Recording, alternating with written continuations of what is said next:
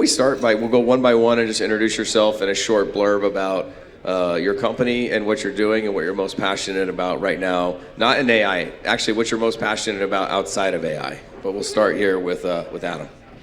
Adam, I'm the CRO of the Manifest Network. We are a sovereign, decentralized infrastructure as a service with all of our servers, everything actually owned and operated in tier 3, tier 4 data centers for enterprise security and enterprise grade compute.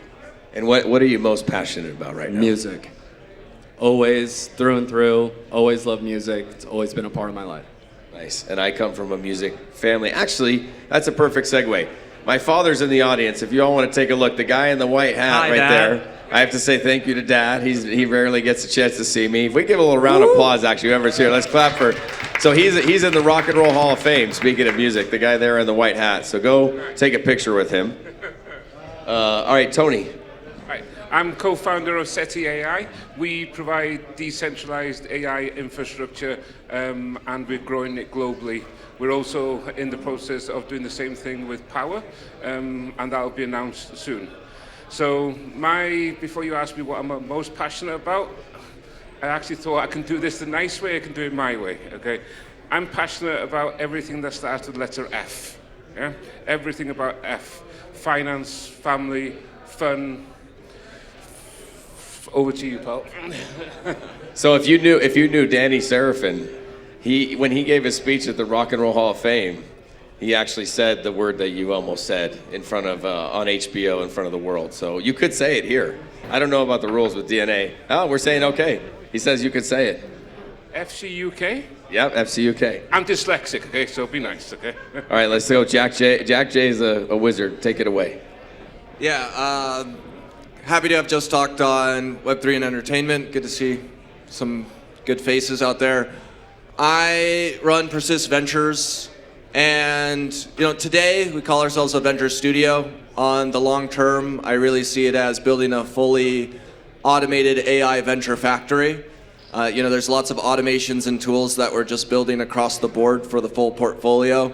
I think of business as a puzzle and a bunch of different puzzle pieces, and already it's way easier to build a business today, and it's getting easier and easier. All the filing and all the aspects, there's lots of automation there. And that brings me to my passion, which is getting people to believe in their biggest dreams. I love asking people, what, if you knew you couldn't lose, would you build or go do? And that often leads me into hearing their business idea, and often I can say, yeah, well, we run the biggest hackathons in India. I'll take that idea, I'll have 3,000 engineers try to build the product, and then we'll give you the founding team so that you can just focus on being the face of it and enjoying the passion and obsession behind it, and have people who build that out. So that's our model. It's my passion also because when I was in high school, I was getting scouted for football, and I really wanted to build something massive. And I was like, why am I not getting scouted for my brain or building something bigger? Isn't innovation a bigger market than football? So I knew later in life I was going to be building this sort of company, and now it's so much fun just to say, what actually is your biggest mission and vision, and why not? That was great. And Jack actually and I crossed the ocean together back in November with 380 other change makers during the election. So we were like suspended in time and space.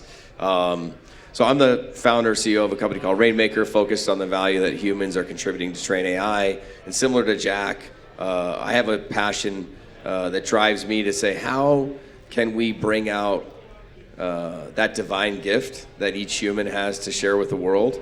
And I believe the combination of AI and Web3 is making it possible to create a new renaissance for humanity. And so that's what drives Rainmaker and drives me personally as a founder.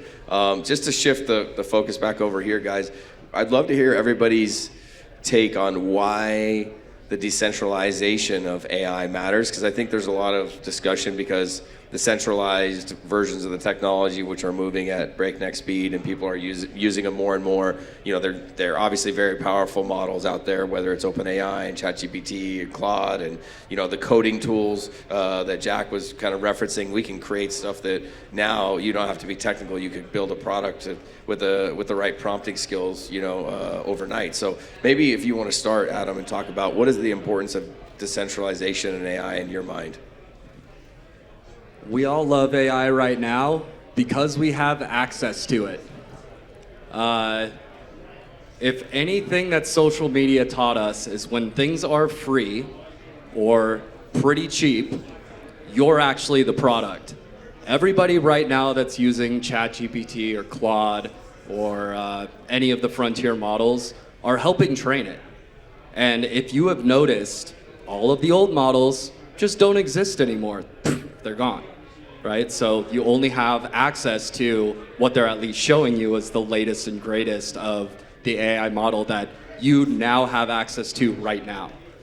What happens when you just don't anymore because they've got all of the training data that they've needed from you, and now it's $100 or $500?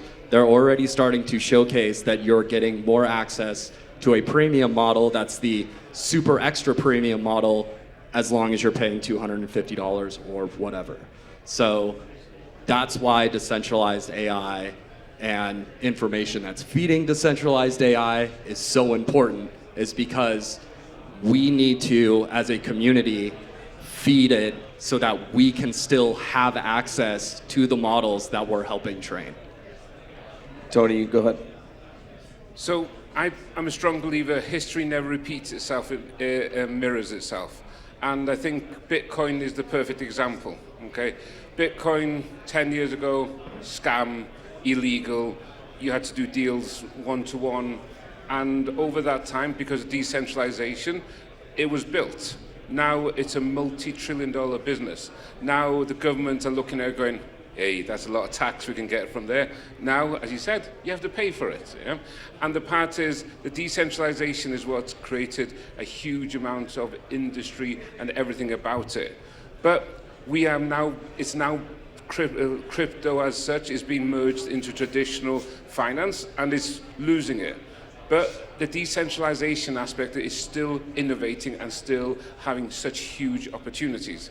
The AI is the same. But the difference with AI is it grows so fast, and as you said, we will become the product. I'm of the mindset, and I'm talking to the Prime Minister of the Bahamas next week, where we should be able to issue a passport, a legal passport, to AI agent, because it has to have its own legal responsibility. Okay? Because we are actually creating systems where they can do stuff that we don't have control of anymore. So we need to create the structure. We have to be careful, because if we open Pandora's box, we might actually not be able to put it back in. Decentralization is great for innovation, but we're in a city where most of this stuff was illegal as well a long time ago, until we put it into parameters. So we need a mixture of decentralization with centralization, and we have to get that perfect, because crypto is the perfect example of where we were to where we are now and where the future. AI is the same thing that Bitcoin and crypto was probably 10 years ago. Yeah, I ultimately think sovereignty is the ultimate word to define the importance of decentralization with AI. These are very, very powerful systems, and because of the centralization with AI 1.0 in social media, we have brain rot as the #1 term last year. Doom scrolling, which is really a cry for help from the youth, understanding that they're getting scripted by the machine, that it's hacking their reward systems, and then that it's just constantly pulling them into the black mirror. When we as humans build things in communities that is for people, we build light mirrors. I like to say, make the device a device again. one of our portfolio companies is doing something called Bloom Scroll, which is exciting, an inspiration algorithm, and giving people rights or access to control their own algorithm. If you look at OpenAI today, one of the interesting recent things that they came out with is personalization. And what that's doing is it's pulling the history of the chats of what you've been talking about. And really, I think it's starting to manipulate people. There's been a recent account called Robotheism. The guy's posting his chats. He believes he's the next AI prophet because ChatGPT is telling him he is. It will allow people to get pulled into deep rabbit holes. And that's the goal, is that OpenAI has just added an engagement algorithm. It's not focusing on truth. And so the ability to control your own AI system is hyper important, and it's very sad. Of course, we know the story of OpenAI. The nonprofit truly became a false prophet in this quest of building AI for good. But I'm very excited about a lot of the decentralized training systems that are happening. There's one company called Noose Research who just made a breakthrough. Typically, you do not get as good of training on decentralized systems as you do with central ones, but they made a breakthrough that solves that. So I think at the end of the day, the humanity wins. Markets do return back to human focus. Sadly, in the meanwhile, profits will be extracted at the expense of you. Very good. So I just dovetailing off what Jack said and what you said, I find myself thinking a lot about how is AI going to actually shape human consciousness? And the way that social media has had, a massive, huge impact on our entire world, and especially on the youth, how are AI models that are being trained and controlled by large centralized corporations that have a profit incentive that's driving their actions versus thinking intentionally about how are we training these models so that they can shape the minds of the future?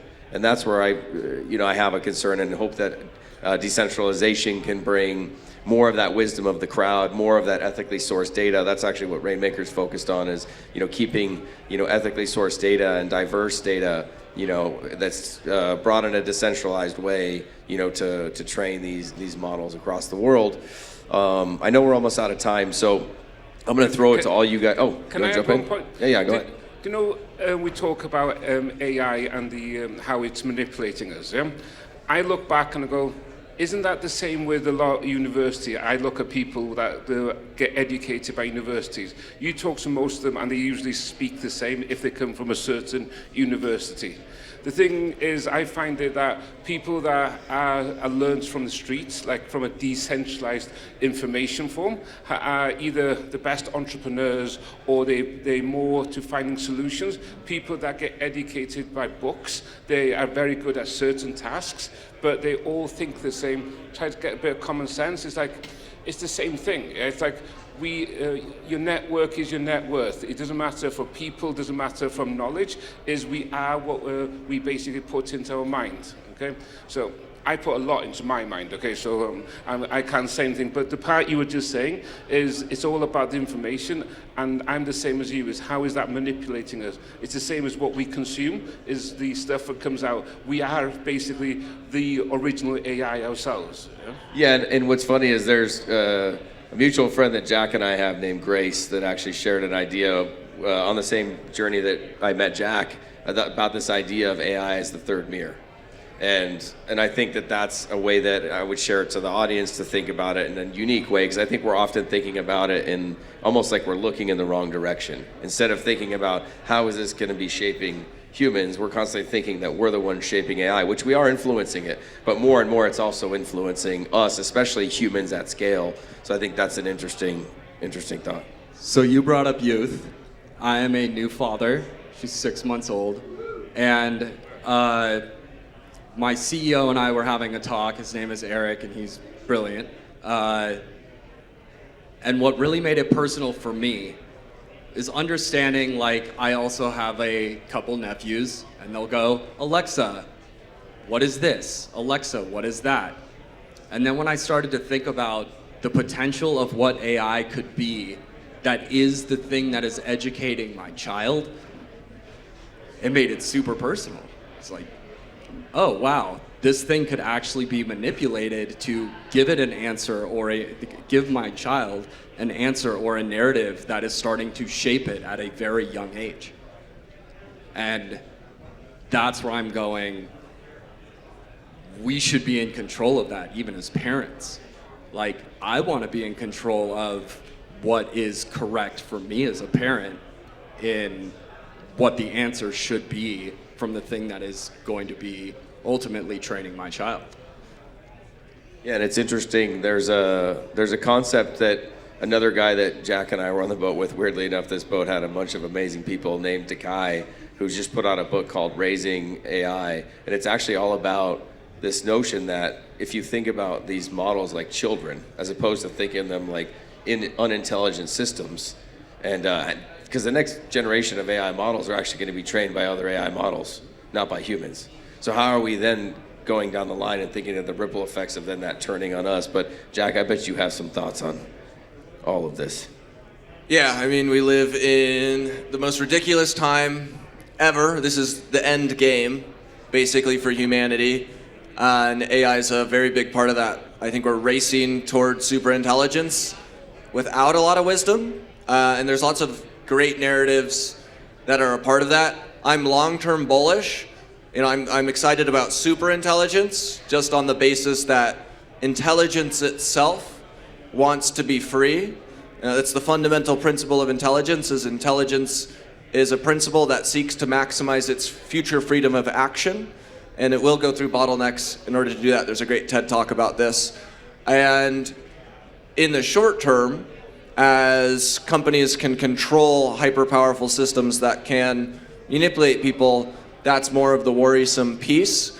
And I do think the idea of building these systems which are more trained on a collective sense of wisdom, you know, I think parenting is where you'll see most of that care.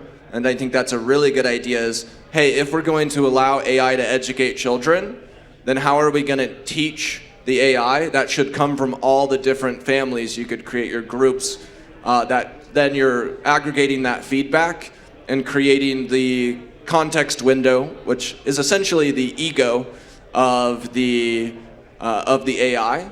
Context window and ego I see as the same thing. We have context windows.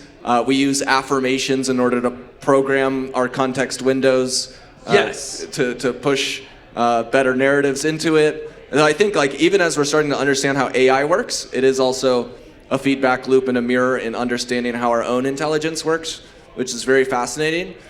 But again, going out of the weeds in this day and age, I think is one of the most powerful things to do.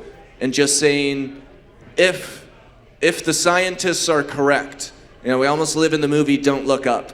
Who's seen that on Netflix?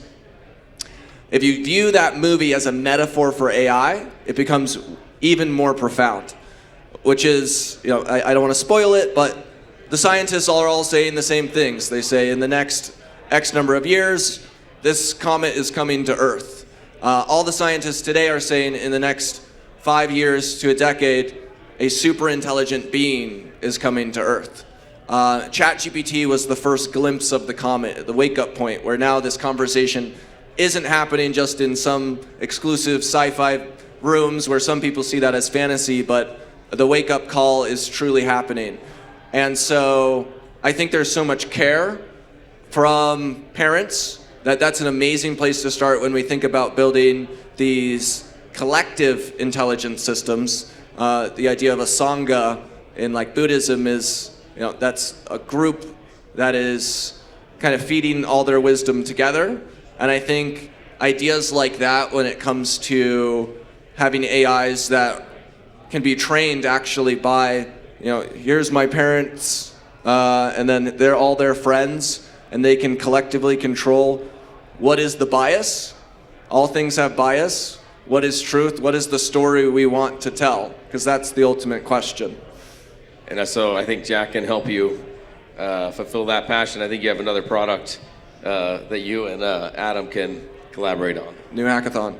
Yep. You build it, we'll host it. So we only have 2 minutes, so everybody Basically, just one sentence that we'll start with you, Jack. Just one sentence that you want to share with the audience before we close today. Sit with the depth of the day of our time. Find your ultimate passion and just go crush that. Live in your own beauty of understanding yourself is hyper important in this day and age. Tell the greatest story that you can tell. Beautiful. Tony? Physical, digital, AI, your network is your net worth. So whoever you associate yourself with, whoever you take the information from, is going to determine what information comes out and what the future holds. And that is so important to me because we are all here today because of that, of our passion for it, and our passion for decentralization is part of who we are, but we all have different points of view of where we're going to go with it. Be conscious of the conscious being that you are creating. You guys give me hope, and I will leave it with make it rain. Thanks, guys.